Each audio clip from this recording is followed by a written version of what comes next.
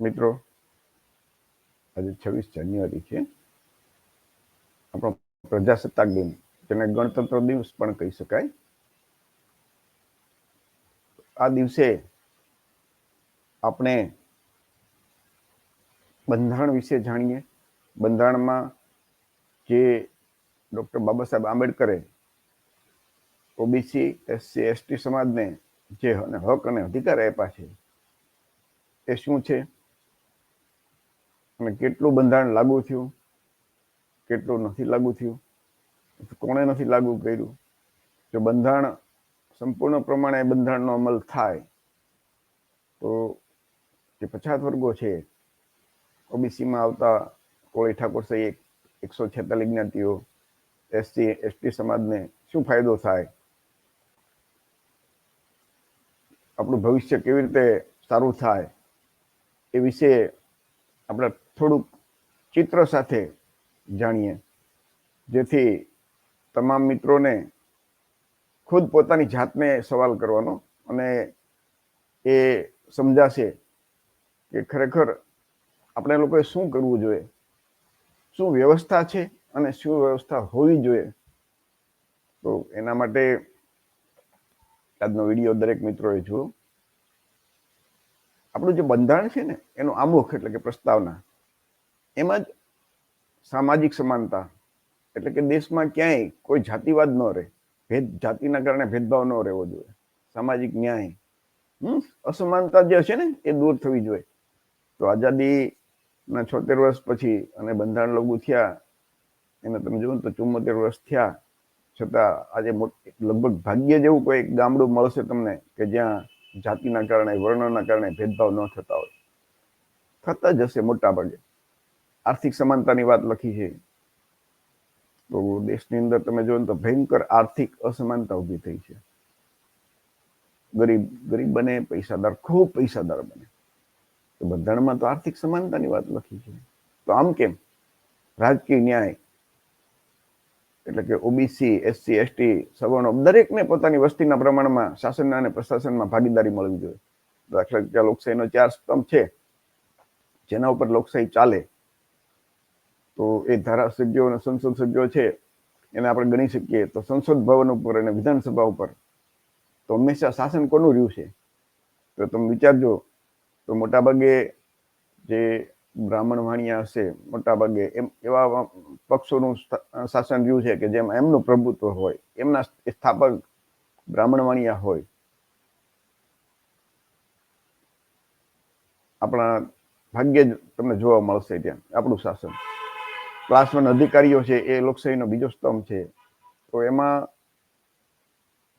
જે OBC, SC, ST નું પ્રમાણ હોવું જોઈએ એ એસસી એસટી નું તો કાંઈ કે પણ છે અને ઓબીસી નું પ્રમાણ તો હાવ નહીવત છે. સુપ્રીમ કોર્ટ અને હાઈકોર્ટમાં જજ હમણાં જ 3 જજ જે એસસી સમાજના એ આવ્યા છે. અત્યાર સુધી આવું ભાગ્ય જ બનતું, પણ ઓબીસીના તમે જજ જુઓ તો વસ્તીના પ્રમાણમાં હજી નહીવત છે. લોકશાહીનો ચોથો સ્તંભ છે ટીવી, અખબાર, મીડિયા, કે જેનું કામ છે અન્યાય અને અત્યાચાર સામે અવાજ ઉઠાવવાનું, લોકોની મુશ્કેલી, લોકોની જરૂરિયાત એ રજૂ કરવાનું. એના બદલે તમે જોવો તો ટીવી, અખબાર, મીડિયા છે એ એવું કામ કરવાના બદલે જે શાસક સમાજ છે, શાસક વ્યવસ્થા છે, સતત એના ગુણગાન ગાવામાં રચ્યું પચ્યું રહે છે. અને કેમ પછાત વર્ગના લોકો પછાત રહે એના માટેના જ પેંતરા એ લોકો હંમેશા કરતા હોય એવું તમને દેખાશે. જો આઈએસ અધિકારીઓ આપણા કેટલા હશે તો વિચાર કરજો. ઓબીસીની જાતિ આધારિત સર્વે બિહારમાં થયો તો 65% જેવી વસ્તી આવી. તો શું 65% આઈએસ અધિકારીઓ છે આપણે? નહીં હોય. માંડ 7-8% છે. જજોમાં આ જ પરિસ્થિતિ.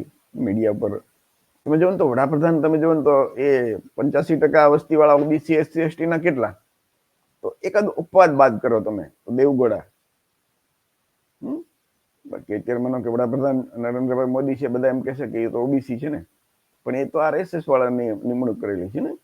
તો ઓબીસી વડાપ્રધાન હોય પણ ઓબીસી માટે જો કામ ન કર્યું હોય તો એ શું કામના? દાખલા તરીકે ઓબીસીની જાતિ આધારિત વસ્તી ગણતરી નથી કરાવતા, ઓબીસી ને જે વસ્તીના પ્રમાણમાં આરક્ષણ નથી આપતા, મંડળ પંચનો પૂરો અમલ નથી કરતા, તો જે વડાપ્રધાન ખુદ એમ કહેતા હોય કે હું ઓબીસી છું, પણ ઓબીસી માટે આવા કામ ન કરતા હોય તો એને ઓબીસી કેવી રીતે કહી શકાય? ઓબીસીમાં જન્મ્યા હોય પરંતુ ઓબીસી માટે જો કામ ન કરે તો એ ઓબીસી ન કહી શકાય ને. સવર્ણો માટે કામ કરતા હોય તો એને આપણે ઓબીસી કેવી રીતે માની શકીએ? મુખ્યમંત્રી તમે જો ગુજરાતમાં, આમાં તમને પછાત વર્ગોને કયા દેખાય છે? તો મોટા ભાગે તમે જો તો એક માધવસિંહ સોલંકી ઓબીસી હતા, અમરસિંહ ચૌધરી એ આદિવાસી હતા, એ સિવાય ભાગ્યે તમને કોઈ નહીં જોવા મળે. દેશમાં જે 3-4%, 5% વસ્તી વાળા છે મુખ્યમંત્રી હંમેશા ન થતા હોય. તો આને શું સમજવું કે જે સમાજમાં આટલા બધા મત અને વસ્તી છે તો એ કેમ શાસક નથી બનતો? એ દરેકે વિચારવાનું છે.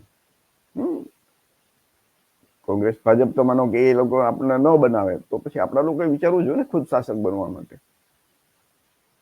તો આપણે નથી વિચારતા. આપણે ખબર જ છે કે અમે લોકો મને ચૂંટણી પહેલા જ જાહેરાત કરી દે કે અમારો મુખ્યમંત્રી આ હશે, તમારે મત આપવા હોય તો આપો, ન આપવો હોય તો ન આપો.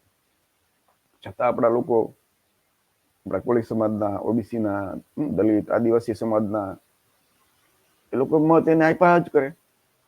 ખબર છે કે આપણા ગુજરાતના રાજા આપણા નથી થવાનું, તો છતાં મત આપીએ તો એના માટે જવાબદાર તો હું તો એમ કહું છું કે આ સવર્ણો કરતા આપણે લોકો વધારે જવાબદાર છીએ. શા માટે એવા પક્ષોને મત આપવા જોઈએ કે જેને આપણને ક્યારેય સારું કેબિનેટ મંત્રાલય ભાગ્ય જ આપ્યું હોય? ઓબીસીના ખાસ કરીને કોળી સમાજની તો ગુજરાતમાં 35 થી 40% વસ્તી છે. આવડો મોટી વસ્તી હોય અને એને એક વખત મુખ્યમંત્રી બન્યા તો કે ના. છતાં આ સમાજ છે એ ખુદ શાસક બનવાને બદલે સેવા ચાકરી કર્યા કરે આવા પક્ષોમાં, તો ઉદ્ધાર ક્યાંથી થાય આપણો? મંડળ પંચનો અમલ આજની તરીકે બાકી છે, વિચાર કરજો. ફક્ત 2 ભલામણ, એ 65% વસ્તીના 27% આરક્ષણ. એટલે કે કાયમ માટે ભૂખ્યું જ રહેવાનું. જાતિ આધારિત જનગણના જે બિહારમાં થઈ તો ખબર પડી કે આટલી બધી ઓબીસીની વસ્તી છે. જાતિ આધારિત સર્વે થયો ને બિહારમાં, તો જાતિ આધારિત સર્વે થાય ગુજરાતમાં પણ તો ખબર પડે કે કોળીની કેટલી વસ્તી છે, તો એના અધિકારી કેટલા છે, એના ઉદ્યોગપતિ કેટલા છે, ઓબીસીની વસ્તી કેટલી છે. એસસી એસટીને તો માનો ફિગર દર 10 વર્ષે મળતા જ હોય છે, પણ ઓબીસીના ફિગર નથી મળતા.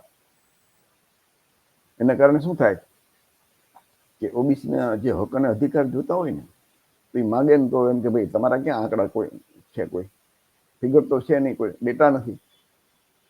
તો જાતિ આધારિત વસ્તી ગણતરી થાય ને, તો ઓબીસીમાં આવતો જે મોટો કોળી અને ઠાકોર સમાજ છે એને વસ્તીના પ્રમાણમાં બજેટ મળે, ઓબીસીને બજેટ મળે, એના પ્રમાણે હકથી માગી શકે.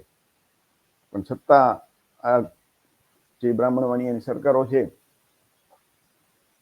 એ નથી કરાવતી જાતિ આધારિત સર્વે, અને છતાં આપણે લોકો એને મત આપીએ તો એના માટે તો આપણે ખુદ જવાબદાર છીએ ને આપણી બરબાદી માટે. એ દરેક એસસી એસટી ઓબીસીના કોઈ સમાજના મિત્રોએ વિચારવાનું છે કે જાતિ આધારિત સર્વે થાય તો કેટલા બધા આપણે ફાયદા થાય, આપણે માગી શકીએ આપણો હક અધિકાર. ઓબીસીની જે વસ્તીના પ્રમાણમાં ભાગીદારી આરક્ષણ મળવું જોઈએ ને, એ જાતિ આધારિત સર્વે થાય તો આપણે હકથી માગીએ છીએ. તમે જોવો તો કોંગ્રેસ કે આપ એને ક્યારેક કીધું છે કે અમે ઓબીસીને વસ્તીના પ્રમાણમાં દરેક જગ્યાએ ભાગીદારી આપશું? ક્યારેય બોલ્યા છે? તો આવું તો એ બોલતા નથી, છતાં આપણે એમને સમર્થન આપીએ.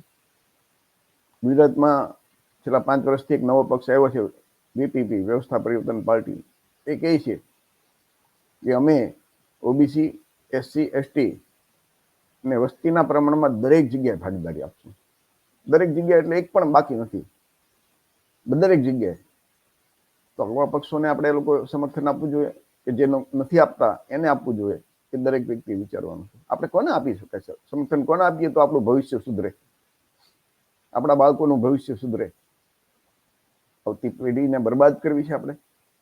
ડોક્ટર બાબા સાહેબ આંબેડકરે બંધારણમાં જે આપણને હક અને અધિકાર આપ્યા છે એને આપણે જાળવી પણ નથી શકતા. નવા લેવાની તો ઘણા હક અને અધિકાર લેવાના બાકી છે, એ તો દૂર, પણ જે છે એને જાળવી નથી શકતા.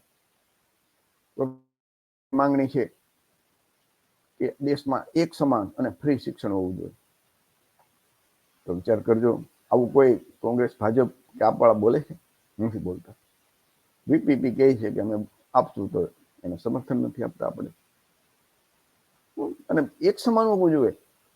પૈસાદારના છોકરાઓ સીબીએસસી અને એવી રીતે મોટી ખાનગી સ્કૂલોમાં ભણે અને આપણા છોકરાઓ સરકારી સ્કૂલોમાં ભણે, પછી બેની સ્પર્ધા થાય, તો એમાં આપણા છોકરાઓ ક્યાંથી આગળ આવે? આ વિચારવાનું છે દરેક મિત્રોએ. તો જો તો આપણા પ્રોફેસર કેટલા, કેન્દ્રીય વિશ્વવિદ્યાલયમાં એક સર્વે આવ્યો હતો, તો એમાં ઓબીસીના પ્રોફેસર જ નહોતા, અને ક્યાંક નહીવત અથવા તો જીરો. તો શું કરે એ લોકો?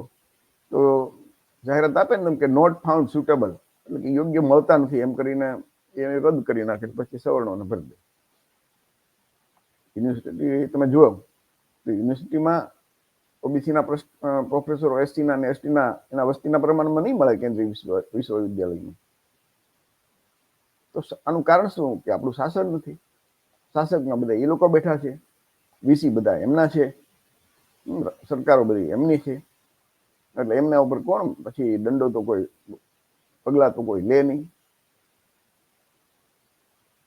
ઓબીસી એસસી એસટીને સરકારી નોકરીઓમાં આરક્ષણ મળવાનું, ઓબીસીને એક તો આરક્ષણ મળ્યું ને એ 43 વર્ષ પછી, અને એ થોડું.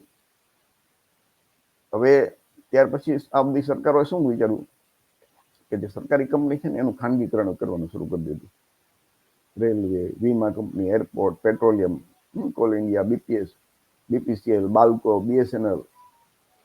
તો શું થાય કે ખાનગીકરણ કરે એટલે ખાનગીમાં તો આરક્ષણ છે નહીં, એટલે આપણી ઓબીસીની જે એસસીની અને એસટીની જે અનામત આરક્ષણ નોકરીઓ હતી એ ખતમ થતી જાય. તમે જો તો બેંકોનું ખાનગીકરણ આ લોકો શરૂ કર્યું, વીમા કંપનીનું, એલઆઈસીનું ખાનગીકરણ કરવાનું વિચારે. અને ક્લાસ અને 3 અને 4માં શું કર્યું? કોન્ટ્રાક્ટ પદ્ધતિ લાવ્યા, આઉટસોર્સિંગ, એટલે એમાં અનામત ન આપે એમ. એટલે આપણી નોકરી જે લોકો ખતમ કરે છે, આપણે એમને શાસક બનાવીએ. તો ફરી આના માટે જવાબદાર જે શાસક જાતિ છે બ્રાહ્મણ વણિયા, એમને ગણવાને બદલે ખુદ આપણે જવાબદાર કહેવાય કે જે લોકો આપણી નોકરી ખતમ કરે છે, આપણે એમને શાસન આપીએ છીએ. આપણું ભવિષ્ય નક્કી કરવા માટે આપણે એવા લોકોને સત્તા આપીએ છીએ કે જેને આપણું ક્યારેય આપણા માટે સારું વિચાર્યું નથી. આપણી નોકરી તો ખતમ કરે છે જે લોકો, નજર સામે છે, ઓન પેપર છે, ડોક્યુમેન્ટરી એવિડન્સ છે, છતાં આપણે એમને સમર્થન આપીએ. ક્લાસ 3 અને 4માં કીધું ને આઉટસોર્સિંગ, કોન્ટ્રાક્ટ પદ્ધતિ. તો ખાનગીમાં પણ ખરેખર આરક્ષણ લાગુ કરે તો પછી ભલે ખાનગીકરણ કરે. તો ભાજપ, કોંગ્રેસ, આપ ક્યારેય કીધું છે કે અમે ખાનગીમાં આરક્ષણ લાગુ કરશું? વીપીપી એટલે કે વ્યવસ્થાપન પાર્ટી છે ને એમ કહે છે કે અમે સત્તામાં આવશું તો ખાનગીમાં પણ આરક્ષણ લાગુ કરશું. તો આપણે કોને મત આપવા જોઈએ, કોને સમર્થન આપવું જોઈએ? એ કોળી, ઓબીસી, એસસી અને એસટી સમાજે વિચારવું પડશે. નહીંતર આપણા આવનું જે ભવિષ્ય છે ને આપણા બાળકો, એ તો જો એનું તો બરબાદી થઈ જશે.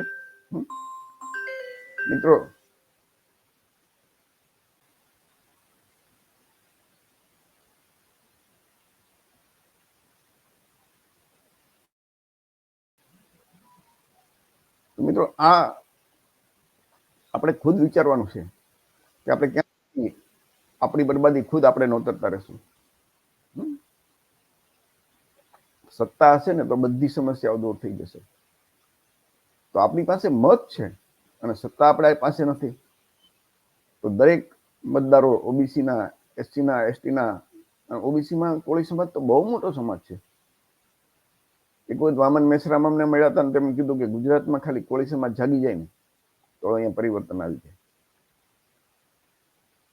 તો કોળી સમાજની જવાબદારી 35-40% જેમની વસ્તી હોય અને એ સમાજ જો શાસક સમાજ ન હોય, દરેક જગ્યાએ ભીખ માંગવાની, ધરણા કરવાના, રેલી કરવાની, આવેદનપત્ર આપવાના, તો કેવી રીતે પરિવર્તન થશે?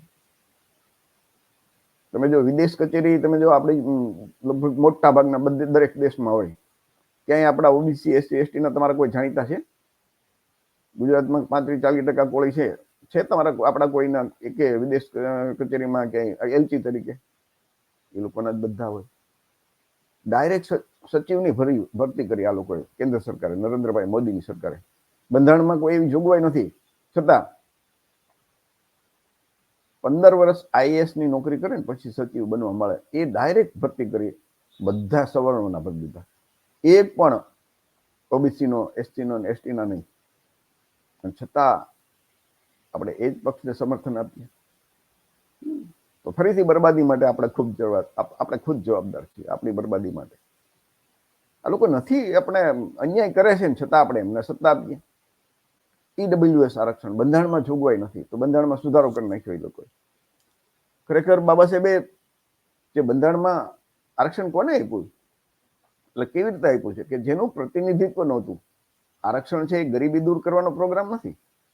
ઓબીસી, એસસી અને એસટી કે જેનું સરકારી નોકરીઓમાં પ્રતિનિધિત્વ જ નહોતું, અથવા તો ઝીરો નહીવત હતું.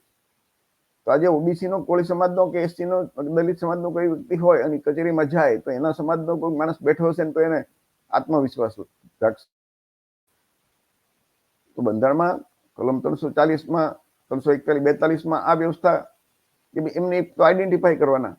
પછી 16(4) ને 15(4)માં સ્પષ્ટ લખ્યું છે કે એમને એડ્યુકેટ, કે જેનું પ્રતિનિધિત્વ, આપણું પૂરતું પ્રતિનિધિત્વ મળે એના માટે આરક્ષણની જોગવાઈ કરી.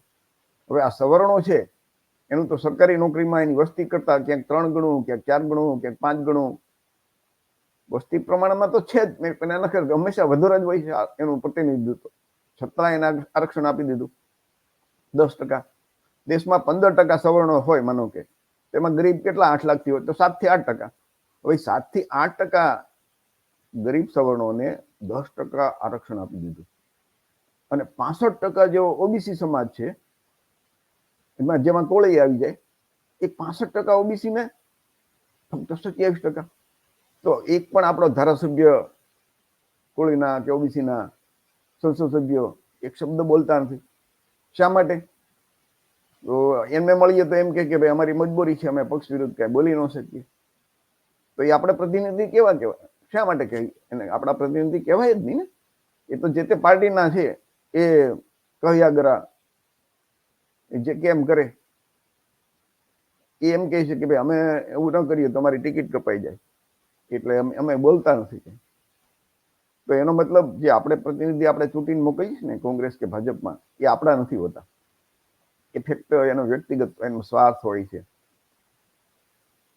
સમાજ માટે ક્યારેય બોલ્યા નથી. આ આપણી નજર સામે છે. ઈડબ્લ્યુએસ આરક્ષણ આપ્યું, એક ધારાસભ્ય કે એક સંસદ સભ્ય એની વિરુદ્ધમાં બોલ્યા હોય તો કેજો. આપણા ગરીબ લોકો માટે નરેગા યોજના અને એના ગરીબ માટે સરકારી નોકરી. બંધારણમાં આર્થિક રીતે આપવાની કોઈ જોગવાઈ જ નહોતી, તો આ બંધારણમાં સુધારો કરી નાખ્યો તો આપણે બોલીએ નહીં કઈ. આટલો જે અન્યાય અને અત્યાચાર કરે અથવા તો આપણને અન્યાય કરે, છતાં આપણે એવા જ પક્ષોને સમર્થન આપીએ તો ફરીથી બ્રાહ્મણ વાણિયા કરતા આપણે વધારે જવાબદાર છીએ. આપણા કોળી, ઓબીસી, એસસી, એસટી ના જે મતદારો છે ને, એમાં પોતાને ભણેલા ગણેલા કહેતા, સમજદાર કહેતા નેતાઓ, સમાજના આગેવાનો, જ્ઞાતિના આગેવાનો એ જવાબદાર છે કે જે તમારા હક ને અધિકાર નથી આપતા, તમારા હક અને અધિકાર ખાઈ જાય છે, એને પાછા તમે સમર્થન આપો. અને એમ કે ભાઈ અમે તો ફલાણા પક્ષના નેતા. અરે ભાઈ, ફલાણા પક્ષના નેતા તમે પક્ષ માટે કામ કરો છો, સમાજ માટે તો કામ નથી કરતા. તો સમાજના નેતા કેવી રીતે કહેવાય? આટલો બધો અન્યાય થાય તો એ લોકોને સમજમાં નથી આવતું. એક સંદેશની અંદર એક રિપોર્ટ હતો કે જે બિન અનામત આયોગ છે ને એના માટે 500 કરોડ, એટલે 7 થી 8% વસ્તી માટે 500 કરોડ, અને એસસી, એસટી, ઓબીસી છે એના માટે 155 કરોડ, એટલે 85, એટલે 80% વસ્તી માટે વિચાર કરજો, 80-85% વસ્તી માટે 155 કરોડ ફાળવ્યા, અને 7 થી 8% વસ્તી વાળા માટે 500 કરોડ થયા. કુલ માનો કે 15% વસ્તી સવર્ણોની, તો 15% માટે 500 કરોડ અને 85 માટે 155 કરોડ. એક પણ ધારાસભ્ય આની વિરુદ્ધ ભાજપમાં રહેલા કે કોંગ્રેસમાં રહેલા કોળીના, ઓબીસીના, એસટીના, એસટીના બોલ્યા હોય તો કહેજો. આપણી દીકરીઓ એલઆરડીનો જે 1/8 નો અન્યાય કરી ઠરાવ હતો, એની વિરુદ્ધ ગાંધીનગરમાં ઉપવાસ ઉપર આંદોલન કરતા હતા, તો આપણા ધારાસભ્યો એને એક મંડપ નહોતા નખાવી શક્યા. વિચાર કરજો કેટલી એની હેસિયત કેટલી. દેશના 10,000 ઉદ્યોગપતિ લેજો તો આપણા કેટલા છે? એકેય નહીં જોવા મળે. બધું ટોટલી સવર્ણોના હાથમાં છે, બ્રાહ્મણ વાણિયાના હાથમાં, અથવા સવર્ણોને જે આપણે કહી શકીએ. તો વસ્તીના પ્રમાણમાં બંધારણમાં આર્થિક સમાનતાની જોગવાઈ છે, તો આપણા લોકોને કેમ ઉદ્યોગપતિ નથી? સરકારની જવાબદારી છે કે ઓબીસી, એસસી, એસટી, કોળી સમાજના લોકોનો છે એમને પૂરતો આસિસ્ટન્ટ આપે, સબસિડી આપે અને એમની સાથે ઉદ્યોગપતિ બનાવે. કેન્દ્ર સરકારની નોકરીમાં આપણી ભાગીદારી ઓબીસીની કેટલી? તો ક્લાસ એમાં 8.38, બીમાં 10 સીમાં 17.98. વિચાર તો કરો, 65% જેમની વસ્તી, એમની દશા તો કેવી? એસસી એસટીને તો માનો કે વર્ષોથી અનામત છે એટલે વસ્તીના પ્રમાણમાં છે, તો એસસી ને એસટી છે ને એ આપણું નથી ખાતા, એના વસ્તીના પ્રમાણમાં મળે છે, એના ભાગનું ખાય છે. જે ઓબીસી ને નથી મળતું, તો એનું નથી મળ્યું, તો એનું ભાગ કોણ ખાઈ જાય? સ્વાભાવિક છે કે સવર્ણોને મળે, બ્રાહ્મણ વાણિયા ખાઈ જાય. તમે જો બોર્ડ નિગમમાં કોઈ દિવસ આપણા લોકો વસ્તીના પ્રમાણમાં ભાગીદારી નહીં મળી હોય, રાજ્યસભાના સાંસદ એમાં આરક્ષણ નથી, તો એમાં એસસી એસટીના ઓછા, બહુ ઓછા હશે, અને ઓબીસીના તો ભાગ્ય જ ગોળ. ગુજરાતમાં કોળી સમાજની વસ્તી 35 થી 40%. કોળી સમાજના રાજ્યસભાના સાંસદ કોંગ્રેસે કોઈ દિવસ બનાવ્યા છે? કોઈને યાદ હોય તો કહેજો. કદાચ એકાદ વખત કોઈ ઠાકોર સમાજના બનાવ્યા, મને ખ્યાલ નથી. ભાજપે અત્યાર સુધીમાં એક વખત બનાવ્યા છે, શંકરભાઈ વિગતજી. એ સિવાય તો મોટા ભાગે બ્રાહ્મણ વાણિયા, સવર્ણો.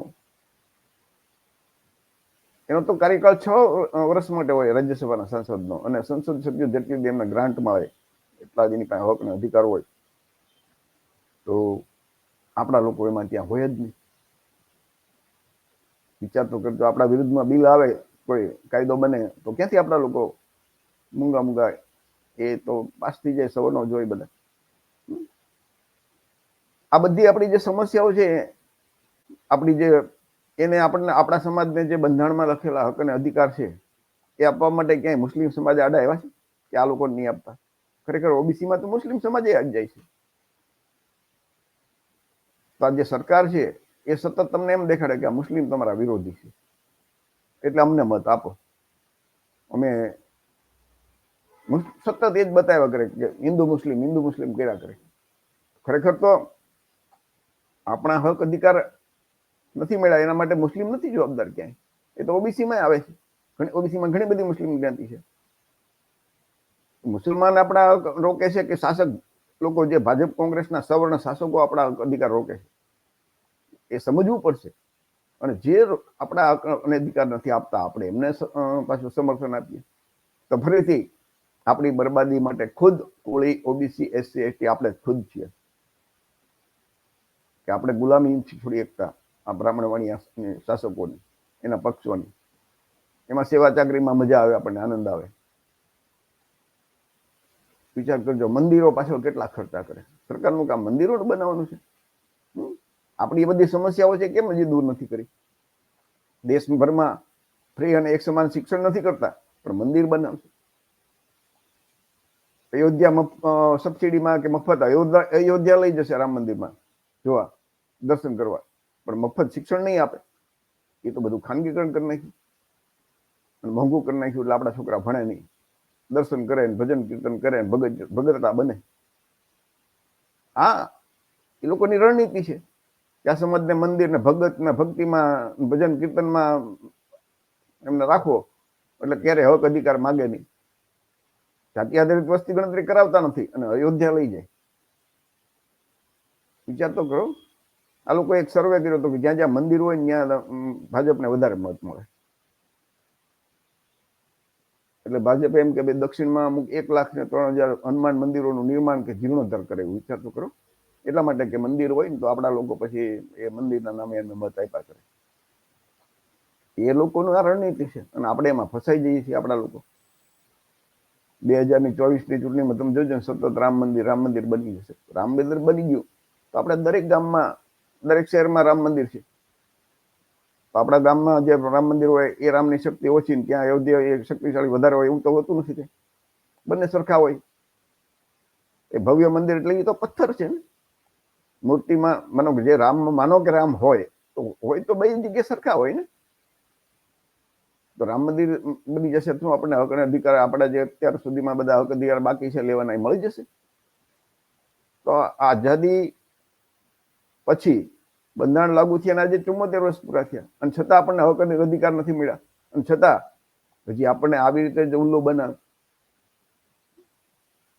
તો એના માટે મૂર્ખ કોઈ બનાવે ને તો એ મૂર્ખ બનાવનાર કરતા મૂર્ખ બનનાર વધારે જવાબદાર કહેવાય. તો આપણે ખુદ મૂર્ખ બનીએ છીએ કોળી, ઓબીસી, એસસી, એસટી ના મતદારો, તો આપણે જવાબદાર કહેવાય ને. સામાન્ય ચૂંટણી પહેલા 10,000 કરોડના ખર્ચે 17 મંદિરના કોરિડોર તૈયાર થઈ જશે. વિચાર કરજો, 10,000 કરોડ. તો આપણા લોકો શું શાળા કોલેજમાં કે શિક્ષણ પાછળ ખર્ચો બદલે મંદિરનો વિકાસ થાય એટલે ખુશ થઈ જાય અને મત આપ્યા કરે. આ તો કઈ સરકારનું કામ છે? બિન સાંપ્રદાયિક દેશ છે. ધર્મ એ વ્યક્તિગત વાત છે દરેકની. બાબા સાહેબ જે બંધારણમાં આપણને હક અને અધિકાર આપ્યા ને, આપણે બાબા સાહેબની વાત પણ નથી માનતા. બાબા સાહેબના ગુરુ જ્યોતિબા ફૂલે એમની વાત પણ નથી માનતા. વિચાર કરજો કે એમણે આપણને શું સંદેશો આપ્યો છે? શું ખુદ શાસક બનવા સંદેશો આપ્યો છે? અને જે હક અને અધિકાર જે બંધારણમાં આપ્યા છે એનું આપણે અમલીકરણ નથી કરાવી શકતા કારણ કે આપણે શાસક નથી. તો આ બધી સમસ્યાઓનો ઉપાય શું? કાશીરામ સાહેબે સ્પષ્ટ કીધું કે જે સમાજ શાસક સમાજ હોય ને એની બેન દીકરીઓ પર બળાત્કાર ન થાય, અત્યાચાર અન્યાય થાય ન થાય. કેમ કે ન્યાય જોઈએ ને, હક અધિકાર જોઈએ ને તો શાસક બનો. અને આ લોકો ધર્મના નામે આપણને ગુલામ બનાવે છે. તો બાબા સાહેબે આપણને સંદેશો આપ્યો છે કે માનવ ધર્મ છે બૌદ્ધ ધર્મ, એમાં ઈશ્વર નથી. કોઈ સ્પેશિયલ હિન્દુ ધર્મની અંદર તો તમામ જગ્યાએ તમામ શાસ્ત્રોમાં વર્ણ વ્યવસ્થા, જાતિ વ્યવસ્થાની વાત લખી છે, ભેદભાવ છે. હિન્દુ ધર્મના તમામ શાસ્ત્રોમાં ફક્ત બ્રાહ્મણ શ્રેષ્ઠ છે.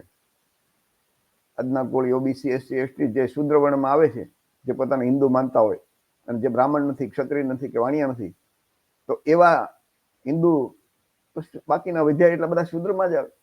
તો શુદ્ર વર્ણ માટે એક પણ ધર્મશાસ્ત્રમાં સારું નથી લખ્યું. આપણે સહન ન થઈ શકે એટલું ખરાબ લખેલું છે.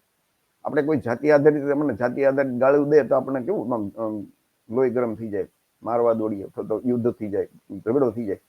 પણ ધર્મશાસ્ત્રોમાં લખ્યું છે તો 99% જે કોળી, ઓબીસી, એસસી, એસટી ના લોકો છે ને એમને નથી વાલ્મીકી રામાયણ વાંચ્યું, નથી ભાગવત પુરાણ વાંચ્યું, નથી રામચરિત માનસ વાંચ્યું, કે નથી મહાભારત વાંચ્યું, નથી મનુસ્મૃતિ વાંચી, નથી વેદ વાંચ્યા.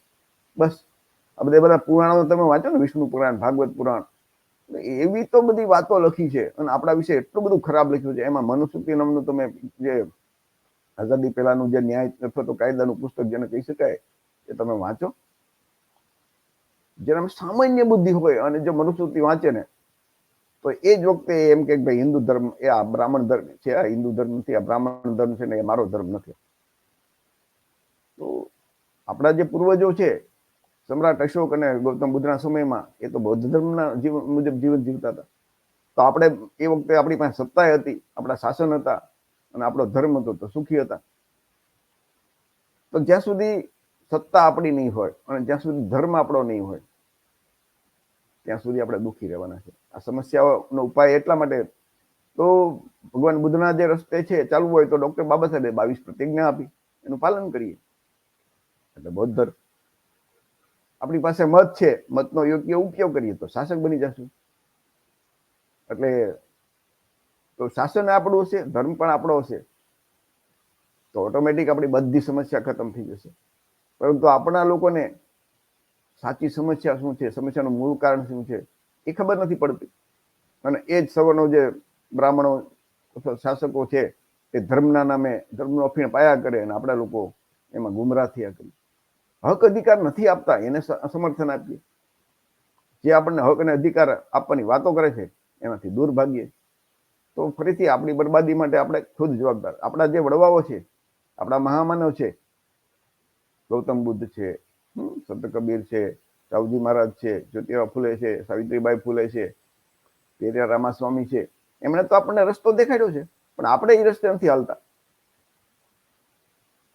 તો એ જવાબદાર આપણે એના માટે આપણે જ કહેવાય ને.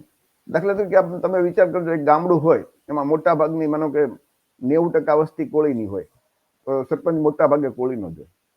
તમે જો અથવા તો ઓબીસી ની વસ્તી છે તે ઓબીસી નો જ સરપંચ હોય, અને કોઈ 2% કે 3% વસ્તી વાળો જો સરપંચ હોય એવું ભાગ્યે જ બનશે. દરેકને એમ થાય કે નહીં ગામ મારું છે તો સરપંચ અમારો જોવો જોઈએ. તો એવી રીતે ગુજરાતની અંદર પણ આપણી 85% વસ્તી એસટી. તો આપણે એવું નથી થતું કે ગુજરાતમાં આપણે જ શાસકો હોવા જોઈએ. તો ગુજરાતમાં તો કે બ્રાહ્મણ વાણિયા કણબીને શાસક મુખ્યમંત્રી બનાવી દે, રાજા બનાવી દે તો કઈ વાંધો નહીં, ત્યાં ગુલામી. જેમ આપણું ગામડામાં આપણો સરપંચ આપણે હોય એમના માટે આપણે મહેનત કરીએ છીએ, આપણી ઈચ્છા હોય છે કે ભાઈ આપણો જ સરપંચ હોવો જોઈએ. તો ગુજરાતમાં મુખ્યમંત્રી આપણો હોય, સત્તા આપણી હોય, એના માટે કેમ કોઈ જાગતા નથી? ત્યાં ગુલામી કરવાની. જે વસ્તુ આપણા ગામ માટે વિચારીએ છીએ એ જ વસ્તુ આપણા જિલ્લા માટે વિચારવાની, એ જ વસ્તુ તાલુકા માટે વિચારવાની હોય, એ જ વસ્તુ ગુજરાત માટે વિચારવાની, અને એ જ વસ્તુ આખા ભારત દેશ માટે વિચારવાની હોય. કે દેશની અંદર જો આપણી વસ્તી અને મત 85% હોય તો દેશનું શાસન આપણે જે દેશના માલિક છીએ, જેમની વસ્તી વધારે છે, લોકશાહીનો નિયમ છે, શાસન એની પાસે હોવું જોઈએ ને. તો 85% છે તો ભીખ માંગતો થઈ ગયો. આવેદન આપે, રેલી કરે, ધરણા કરે, અન્યાય અત્યાચાર થાય તો સહન કર્યા કરે, અને પાછો મત એને જ આપ્યા કરે. તો આપણી બરબાદી માટે મનુવાદી સવર્ણો બ્રાહ્મણ વાણિયાને જવાબદાર, એ તો માનો કે એ ઈમાનદાર હોત તો આ કઈ સમસ્યા જ નહોતી, પણ ઈમાનદાર નથી, કપટી છે. એ સાબિત થાય છે 75 વર્ષના અનુભવ પછી, 74 વર્ષનો અનુભવ પછી. તો એ તો માનો કે આપણને છેતરે છે, પણ આપણે છેતરાઈ છે તો આપણી જવાબદાર ગણાય ને. એટલે ફરીથી એ લોકો કરતા આપણે વધારે જવાબદાર છીએ કે આપણે અન્યાય કરે છે, અત્યાચાર કરે છે, હક અને અધિકાર બાબા સાહેબ આપ્યા છે, બંધારણમાં એ નથી આપતા, છતાં આપણે એને ટેકો આપીએ છીએ, એને સમર્થન આપીએ, ગળામાં ગુલામીના ગાળિયા નાખીને ફેરા કરતા હોય, અને પાછા એમ કહેતા હોય હું તો મોટો બુદ્ધિશાળી. કેવી રીતે એને આપણા એમ કે હું તો નેતા મોટો સમાજમાં? કેવી રીતે એ આટલી સમસ્યાઓ જાણે છે કોઈ દી? બસ હિન્દુ મુસલમાનના નામે એવી વાતો કરે. ગૌતમ બુદ્ધનું એક વાક્ય છે ને કે તમે જેવું વિચારશો ને એવા બનશો. તો આપણે લોકો શાસક બનવાને બદલે ગુલામ બનવાનું વિચારીએ. આ રાજકીય પક્ષો કે ને તમને કે અમે મુખ્યમંત્રી ફલાણાને બનાવવાના છીએ, જે તમને નથી બનાવવાના, છતાં આપણે જો એને સમર્થન આપીએ તો એનો મતલબ આપણે સેવા ચાકરી કરવાનું વિચારીએ તો સેવા બનીએ. જેવું આપણા વિચાર, આપણે શાસક બનવાનું વિચારશું તો શાસક બનશું, આપણે ગુલામ બનવાનું વિચારશું તો ગુલામ બનશું. તો ઓબીસી માં આવતી કોળી ઠાકોર સહિત જે વસ્તી છે, જ્ઞાતિઓ છે, એસસી એસટી સમાજ, આપણે બધા બહુજન સમાજ છીએ. મૂળભૂત રીતે સમ્રાટ અશોકના સમયમાં, ગૌતમ બુદ્ધના સમયમાં વર્ણ વ્યવસ્થા નહોતી, જાતિ વ્યવસ્થા નહોતી. આ જાતિ વ્યવસ્થા અને વર્ણ વ્યવસ્થા એ બ્રાહ્મણ ધર્મના સ્થાપકોએ છેલ્લા 1000 વર્ષથી જ બનાવી છે. આપણા 1000 વર્ષ પહેલાનો ઇતિહાસ જુઓ તો આપણે બધા એક જ છીએ, આપણે ક્યાંય જુદા નથી. તો એ જે આપણા બાપ દાદાનો માર્ગ બતાવ્યો છે એ પ્રમાણે ખુદ શાસક બનવા સંકલ્પ કરીએ, આ લોકોની ગુલામી છોડીએ, શાસક બનશું, સત્તા હશે તો બધી સમસ્યા દૂર થશે. છેલ્લા તમે જુઓ તો આટલા વર્ષના શાસનમાં નોટબંધી યાદ છે? 76 રૂપિયા માણસોને ભિખારી બનાવી દીધા હતા, છતાં એમને જ સમર્થન. કે લોકો આ ભૂલી જવાનું બધું. નોટબંધીની તો હેરાનગતિ બધાએ ભોગવી હશે, અને છતાં એ ભૂલી જાય. કોરોનાની બીકે લોકડાઉન કરી નાખ્યું હતું, ઘરમાં પુરાઈ રહેવાનું. કેટલા લોકો આવી રીતે મરી ગયા હતા એક્સિડન્ટમાં. હજારોના ઉદ્યોગ ધંધા બંધ થઈ ગયા, નોકરી ગઈ, અને છતાં એ જ લોકોને સમર્થન. આવા અણઘડ નિર્ણય લઈ લે. આપણા લોકોને સૌથી વધારે હેરાનગતિ કોને? આપણા લોકોને. કોઈ ઉદ્યોગપતિનો થોડું લાઈનમાં ઉભા હતા નોટબંધી વખતે, લોકડાઉન વખતે, એને ક્યાં ચિંતા હતી? આપણા લોકોને ટકે લાવીને ટકે ખાવાનું હોય કમાઈને. એ લોકો બરબાદ થયા, છતાં એવા લોકોને સમર્થન આપીએ. અને આપણા વડાપ્રધાને તમે જોયું ને તો વિદેશમાં જાય ને ત્યારે એમ કે હું हमने दुनिया को हमने बुद्ध दिया है, युद्ध नहीं. એટલે બુદ્ધની વાત કરશે, હું બુદ્ધના દેશમાંથી આવું છું, અને ભારતમાં આવે એટલે બુદ્ધની વાત ભૂલી જાય. કેમ કે બુદ્ધની વાત આવે તો સમાનતા આવે, માનવતા આવે, દરેક જીવ પ્રત્યે પ્રેમ અને કરુણા આવે. વર્ણ વ્યવસ્થા નથી બૌદ્ધ ધર્મની અંદર, જાતિ વ્યવસ્થા નથી. તો બુદ્ધની વાત વિદેશમાં જાય, ભારતમાં કેમ નથી કરતા, એ પણ આપણે બધા વિચારવાનું. આપણા બધા જે ભારતમાં બધા મંદિરો છે ને, એની સંપત્તિ ખરેખર ભેગી કરવામાં આવે ને તો એટલી બધી સંપત્તિ છે, એટલું બધું રૂપિયા, સોના, ચાંદી, જવાહરાત છે કે કલ્પના ન કરી શકો. બધા એને એક વખત વાત થઈ કે ભાઈ 15 લાખ નરેન્દ્રભાઈ મોદી વડાપ્રધાન નહોતા ત્યારે કીધું બધાને મળશે, બધાને ખાતામાં આવી જશે. એ તો એમ પછી તો એ તો જુમલો હતો. પણ મંદિરની સંપત્તિ જે સરકાર એનું રાષ્ટ્રીયકરણ કરી નાખે તો બધાને 15 લાખ ચોક્કસ મળે. એટલી બધી સંપત્તિ છે આ બધા. અને એ મંદિરો પર કોનો કબજો છે? આપણો કબજો છે? એ બધે બ્રાહ્મણોનો કબજો છે. આવી રીતે અન્યાય થાય ને એટલે આપણે રેલી કાઢીએ, ધરણા પર બેસીએ, આવેદન પત્ર આપીએ. જોયું ને આપણે તળાજા સાઈડમાં માઇનિંગમાં આંદોલન કરતા હતા, બહેનોને કેવા માર્યા હતા. પછી આપણે આ રેલી કાઢીએ, આવેદન પત્ર આપીએ. ક્યાં સુધી? જો સત્તા હશે, જેમણે આમાં ભોગવ્યું છે ને નુકસાન મળ્યું, જેના એની ઉપર અન્યાય થયો, અત્યાચાર થયો, એ પાછા એવી જ પાર્ટીને સમર્થન આપે કે જેને અન્યાય કર્યો હોય, અત્યાચાર કર્યો હોય. તો ક્યાં સુધી આવું કરશું? શાસક બની જઈ, બધી સમસ્યા દૂર થશે. શ્રીરામ સિદ્ધ કીધું ને કે માંગવાથી ભીખ મળે, અધિકાર ન મળે. અધિકાર જોઈએ ને, હક અને અધિકાર, તો શાસક બનવું પડે. તો આપણે લોકો ભીખથી ટેવાઈ ગયા છીએ એવું માનવાનું. એટલે ફરીથી જે લોકો નથી આપતું ને આપણે હક અને અધિકાર, એના કરતા આપણે ખુદ આપણી પાસે મત છે ને છતાં શાસક નથી બનતા, એટલે જે આપણા કોળી, ઓબીસી, એસસી, એસટીના સમાજના લોકો જ આપણી બરબાદી માટે આપણે જ જવાબદાર છીએ. બીજાને દોષ ન દઈ શકાય. ડોક્ટર બાબા સાહેબ આંબેડકરે બંધારણમાં બધાને સમાનતા આપી, વર્ણ વ્યવસ્થા ખતમ કરી. તો રાજકીય પાર્ટી એક નવી રીતે વર્ણ વ્યવસ્થા શરૂ કરી. ઓબીસીના સેલ બનાવ્યા, મોરચા બનાવ્યા, એસટીના સેલ બનાવ્યા, એસટીના સેલ બનાવ્યા, મોરચા બનાવ્યા. ત્યાં આપણું સ્થાન અલગ. સવર્ણનો કોઈ નેતા હોય જે તે પક્ષનો, તો એના પક્ષનો આગેવાન. અને કોળી ઓબીસી જે છે એ તમે કે ભાઈ ઓબીસી આગેવાન, એસસી નો આગેવાન, દલિત આગેવાન, આદિવાસી આગેવાન. એમ કેમ? ખરેખર તો ઓબીસી માનો કે 65% વસ્તી છે, તો એ તો માલિક હોવો જોઈએ. એને બદલે 3% બ્રાહ્મણ હોય, 1% વાણિયા હોય, તો એ આગેવાન પક્ષનો નેતા, અને આપણા લોકો મોરચાના નેતા. તો જે વર્ણ વ્યવસ્થા બાબા સાહેબે બંધારણ દ્વારા ખતમ કરી, કે રાજકીય પક્ષો બીજી રીતે આડકતરી રીતે દાખલ કરી દીધી. આવો ભેદભાવ ઓબીસીના, એસટીના, એસટીના લોકો પાછળ એ મોરચાના સભ્ય બનાવે કે એનો કંઈક પ્રમુખ બનાવે કે મંત્રી બનાવે કે વોર્ડ પ્રમુખ બનાવે, તોય તે મોટા ખુશ થઈને સોશિયલ મીડિયામાં મૂકે. અરે તો અપમાન છે આપણું. વર્ણ વ્યવસ્થા મુજબ એ કર્યું કહેવાય, એ અપમાન છે. અપમાન થી કેવી રીતે? એ આપણામાં સ્વમાન તો હોવું જોઈએ ને, સ્વાભિમાન હોવું જોઈએ. તો સ્વમાન અને સ્વાભિમાન હોય ને તો આવા પક્ષો જે મોરચા અને સેલ બનાવતા હોય ને એમાં રહેવાય જ નહીં. મૌખિક ઇન્ટરવ્યુમાં આપણા લોકોને કેટલો અન્યાય થાય છે, એવા તમે છાપામાં કેટલી વખત ફિગર જોયા છે, સોશિયલ મીડિયામાં જોયા છે. તો આપણા રાજકીય પ્રતિનિધિ કોઈ દિવસ ક્યારેય બોલે છે? તો આઝાદીના બંધારણ લાગુ થયા ને 74 વર્ષ પછી આપણી આ દશા છે. આજે આપણે એટલા માટે વિશ્લેષણ કરીએ છીએ કે બાબા સાહેબે જે બંધારણમાં હક અને અધિકાર આપ્યા છે, ઇન્ટરવ્યુમાં જે ઇન્ટરવ્યુ લેવા વાળા ઓબીસીની મોટી વસ્તી છે, તો 10માંથી માનો 10 રાખે તો 5 ઓબીસી, 5-6 ઓબીસી હોવો જોઈએ, 3 એસસી એસટી ના હોવો જોઈએ, તો આપણા લોકોને ન્યાય મળે. આપણા તો બધા સવર્ણો બેઠા હોય માનો કે ત્યાં, તો આપણા છોકરાઓને તો અન્યાય જ કરવાના છે.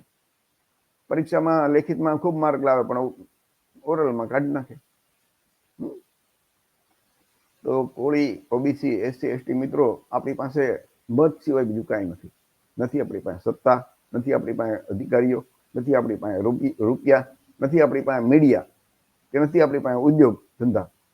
આપણી પાસે મત છે, અને એ મત પણ જો આપણે 15% વાળા કે સવર્ણ બ્રાહ્મણ વાળી એને વેચી દઈ, એને સોંપી દઈ, તો આપણી પાસે ગુલામી સિવાય બીજું કઈ નહીં રહે. આપણે એને મત એમને આપી દઈએ, એમના પક્ષોને આપી દઈએ, અને પછી એમની પાસે ભીખ માંગવાની. હમણાં વચ્ચે જાહેરાત હતી છાપામાં કે 80 કરોડ લોકોને મફત અનાજ. તો એનો મતલબ સારી વસ્તુ નથી, એ ગર્વ કરવા જેવી બાબત નથી. ઢાંકણીમાં પાણી લઈને ડૂબી મરવા જેવી બાબત છે કે દેશમાં 80 કરોડ એવા તમે પેદા કર્યા છે કે જેને ખાવા અન્ન નથી તેની પાસે, અને મફત યોજના કરવી પડે. અને એક બાજુ કરોડો અબજો રૂપિયાના માલિક સવર્ણો, ઉદ્યોગપતિઓ, અને આપણી પાસે એમ કે મફત અનાજ. તો એ મફત અનાજ લેવા વાળા કેટલા હશે? 80 કરોડ છે ને, તો એમાંથી 79 કરોડ થી ઉપર એ SC/ST ના જશે. વિચાર કરજો, એનો આંકડો કાઢવો, સર્વે કરજો તો તમને ખ્યાલ આવશે. એમાંથી 97, 98, 99% આપણા જ હશે. તો આપણી પાસે જે એક જ વસ્તુ છે મત, અને એ પણ આપણે વેચી દઈએ.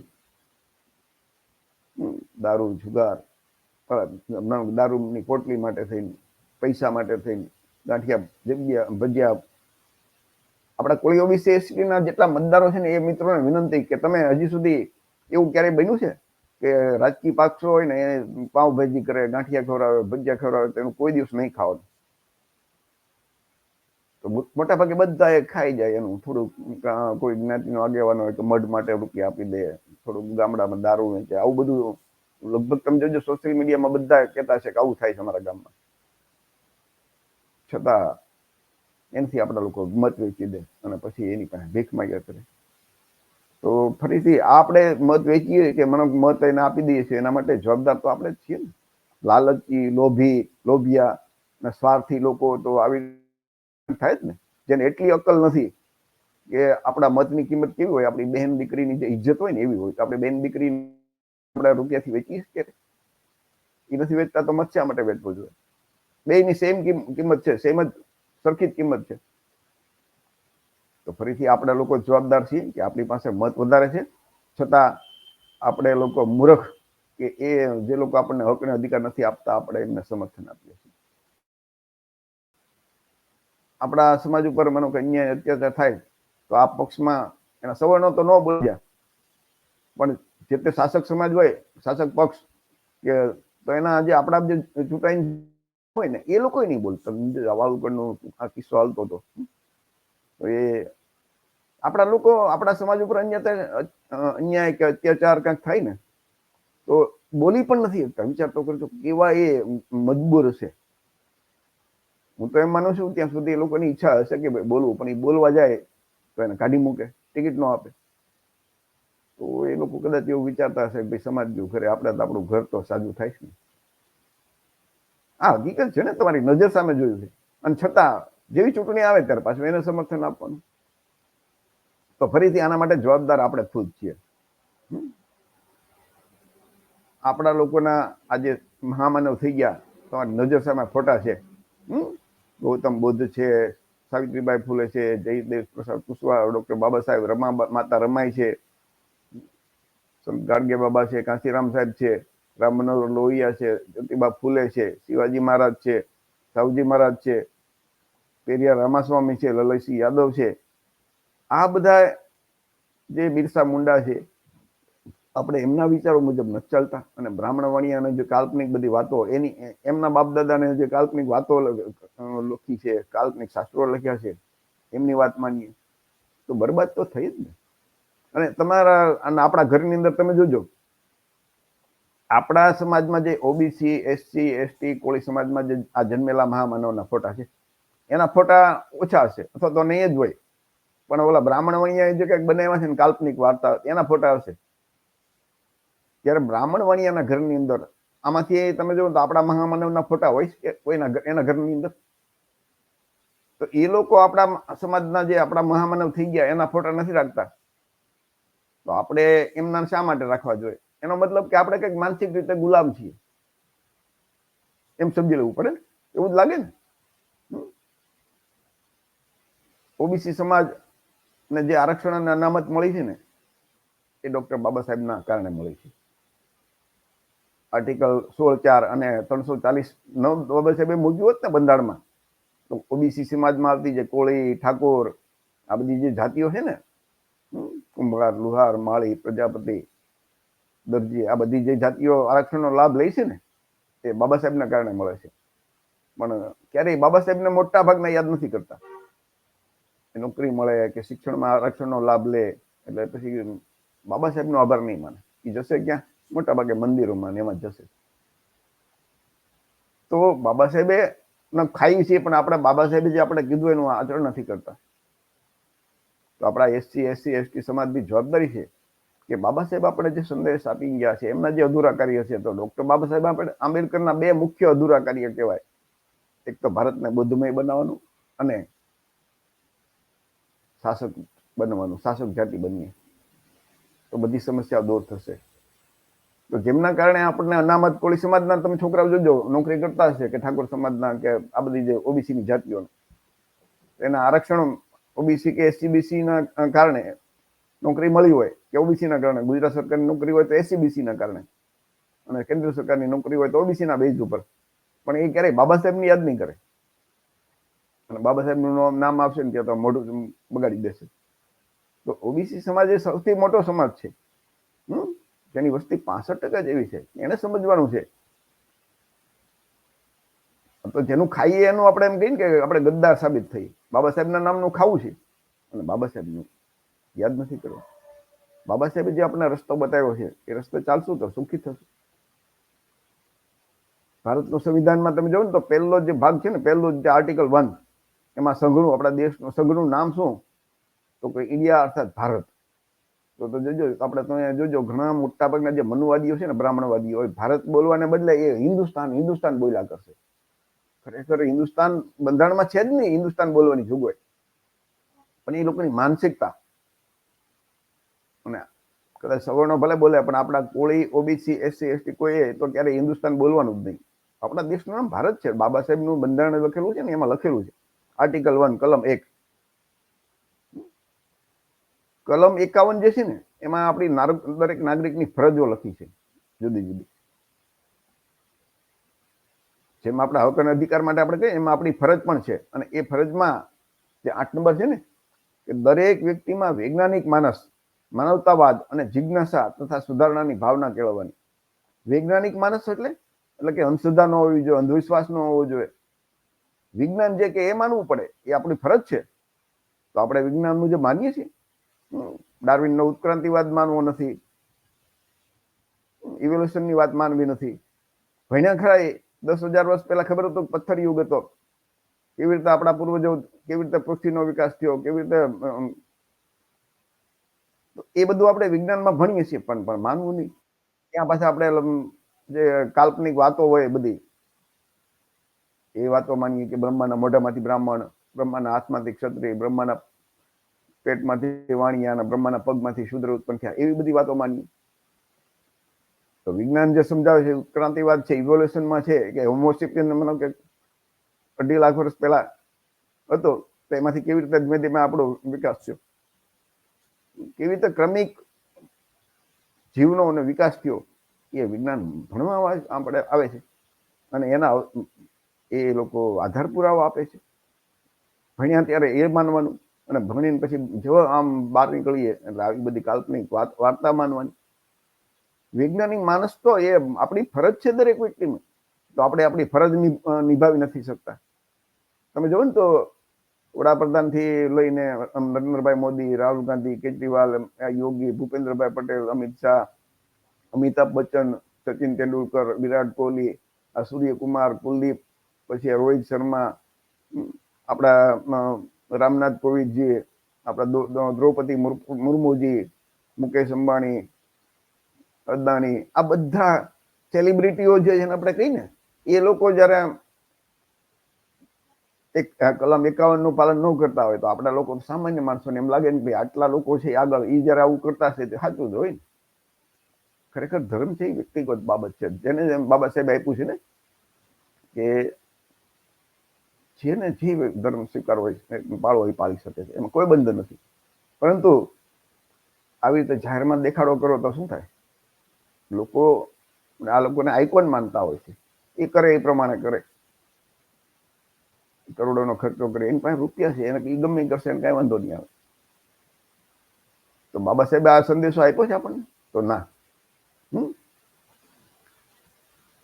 રામનાથ કોવિંદજી અને દ્રૌપદી મુર્મુ તો પોતાના પછાત સમાજના કહે છે, એમ કહે છે કે બાબા સાહેબના કારણે જ અમે અહીંયા પહોંચ્યા છીએ. પણ પાછા બાબા સાહેબની વાત નહીં માને, વિચાર કરજો. તો એ લોકો તો એના ફાયદા માટે બ્રાહ્મણ વાણિયા જબ્દ બ્રાહ્મણશાહી છે એ તો કરે, પણ આપણે વિચારવું પડશે ને ક્યાં સુધી. તમે જો તો વડાપ્રધાન છે એ એક સુપ્રીમ કોર્ટના વકીલ છે, માનની ભાનુ પ્રતાપસિંહ. એનો તો એક વિડીયો છે અને યુટ્યુબની અંદર એમ કહે છે કે ભાઈ વડાપ્રધાન તરીકે આવી રીતે કોઈ પણ બિનસાંપ્રદાયિક દેશના વડાપ્રધાન ન કરી શકે આવું. વ્યક્તિગત રીતે કોઈ પણ કરી શકે, પણ એ વડાપ્રધાન તરીકે આવું ન કરી શકે. તો વ્યક્તિગત તરીકે જાય તો ક્યાંય પ્રચાર પ્રસાર એનો ન થવો જોઈએ. આપણો દેશ છે ને ધર્મ નિરપેક્ષ દેશ છે, પંથ નિરપેક્ષ અત્યારે એનો શબ્દ આવી ગયો. એટલે કે વડાપ્રધાન પદ ઉપર રહીને કોઈ એક ધર્મની પૂજના અર્ચનાનો જે તમાશાનો દેખાવ ન કરીએ, એનું છે સુપ્રીમ કોર્ટના વકીલનો. અને બંધારણની કલમ 51 મુજબ દરેક નાગરિકે વૈજ્ઞાનિક અભિગમ અપનાવવો જોઈએ. તો જે માનો કે જે આવી બંધારણીય હોદ્દા ઉપર છે એની તો પહેલી જવાબદારી વડાપ્રધાનનો એક તમે જોજો યુટ્યુબ ઉપર વિડીયો છે કે ગણેશનો હાથી, ગણેશ ઉપર હાથીનું માથું, એટલે એમ કે વર્ષો પહેલા પ્લાસ્ટિક સર્જરીની વાત, કેવું કહેવાય, એમ કે કમાલ કહેવાય. એ વિજ્ઞાન એ 51 કલમની વિરોધી વાત થઈ કે તમે વિચાર કરજો. તો આ બધી વસ્તુ એટલા માટે આપણે આજ વિચારવાની છે કે આઝાદીના 2 વર્ષ પછી માનો કે એ 26 જાન્યુઆરી 1950માં બંધારણ લાગુ થયું, ત્યાં સુધી તો માનો કે કોઈ આપણું બંધારણ નહોતું. પણ જ્યારથી બંધારણ લાગુ થયું ત્યાર પછી તો આપણી જવાબદારી છે ને કે બંધારણમાં લખ્યું છે વૈજ્ઞાનિક માનસ, વૈજ્ઞાનિક અભિગમ અપનાવવો દરેક વ્યક્તિએ, અને આપણે ન કરીએ તો એના માટે આપણે સૌ જવાબદાર છીએ. બ્રાહ્મણ વાણિયાને તો માનો કે આવું કરે તો એને ખબર છે કે આ સમાજ એમના એ ભજન કીર્તન અને મંદિરોમાં પીડ્યો રહે તો એ કોઈ દિવસ હક અધિકાર નહીં માગે. પરંતુ આપણે વિચારવું પડશે ને, આપણે થોડા માનસિક રીતે ગુલામ છીએ કોઈને. આપણી ગુલામી હોય તો આપણે છોડવી પડશે કે આપણે આપણા હક અને અધિકાર માટે ચિંતા કરવાની હોય. તો ફરીથી મિત્રો, આ વિડીયો તમે તો જોયો જ છે, પણ તમારા જે મિત્રો જોવે તમારા મિત્રોને પણ આ કહેજો કે આ વિડીયો જુએ. અને આપણી જે ચેનલ છે ઝલકારી ટીવી, એના ઉપર આ વિડીયો છે તો એમને સબસ્ક્રાઈબ કરજો ન કરી હોય તો, અને તમારા મિત્રોને દેખાડજો, ઘરમાં બધા કુટુંબને દેખાડજો. જે પણ મિત્રો આ વિડીયો જોશે ને તો એને પોતાની સાચી પરિસ્થિતિનો ખ્યાલ આવશે. આપણા કોળી, ઓબીસી, એસસી, એસટી સમાજના દરેક ભાઈઓ બહેનોએ આ જોવા જેવું છે. હું કહું છું એટલે માની નહીં લેવાનું, તમારે વિચારવાનું, આ તર્ક કરવાનો કે આમાં જે વાત લખી છે એ સાચી છે કે ખોટી છે, આપણા ફાયદાની છે કે આપણા નુકસાન માટેની છે. અને પછી તમને યોગ્ય લાગે એ માનવાનું. પણ આવી રીતે આવી રજૂઆત, આવી રીતે વાત જ તમને કોઈ નહીં કરે. આ તમારી સામે નવી તમને એક વિચારવા માટેની આખો વિડીયો બનાવ્યો છે કે તમે વિચારો શું આપણે કરવું જોઈએ, શું કરીએ તો આપણી જે આપણે બાળકો છે એનું ભવિષ્ય સુધરે. અને જ્યાં સુધી આપણે આપણું ભવિષ્ય આપણે સુરક્ષિત કરવું પડશે ને, બીજા પાસે આશા ન રખાય. તો ફરીથી આ વિડીયો આપણે અહીંયા પૂરો કરીએ છીએ. આઝાદી બંધારણ લાગુ પ્રજાસત્તાક દિને આપણે સૌ સંકલ્પ કરીએ કે ભારતના બંધારણ જે ડોક્ટર બાબા સાહેબ આંબેડકરે લખ્યું છે એનો પૂરેપૂરો અમલ કરવા માટે આપણે શાસક બનીએ અને આપણા હક અને અધિકાર મેળવીએ, દેશમાં સમાનતા લાવીએ, આર્થિક સમાનતા લાવીએ, અને ક્યાંય કોઈને સમસ્યા ન રહે, બધા સુખી રહે. દેશ જીવો અને જીવવા દો, બીજા પણ સુખી થાય ને આપણે પણ સુખી થઈ. પણ બીજા ખૂબ સુખી થાય, ખૂબ રૂપિયાવાળા થાય ને આપણે દુઃખી થઈ, એવી વ્યવસ્થા જે છે એ દૂર કરવા માટે આપણે બસ સંકલ્પ કરીએ. આપણે શાસક બનીએ તો આપણે પણ ક્યાંય કોઈની સાથે ભેદભાવ ન કરવાનો, નહીં રાખવાનો, એવું ક્યાંય ભ્રષ્ટાચાર નહીં કરવાનો, ઈમાનદારી અને નૈતિકતાથી આપણે શાસન કરીએ. એવા વિચાર જે ગૌતમ બુદ્ધે આપ્યા છે, ડોક્ટર બાબા સાહેબ આંબેડકરે આપ્યા છે, એનું આચરણ કરીએ.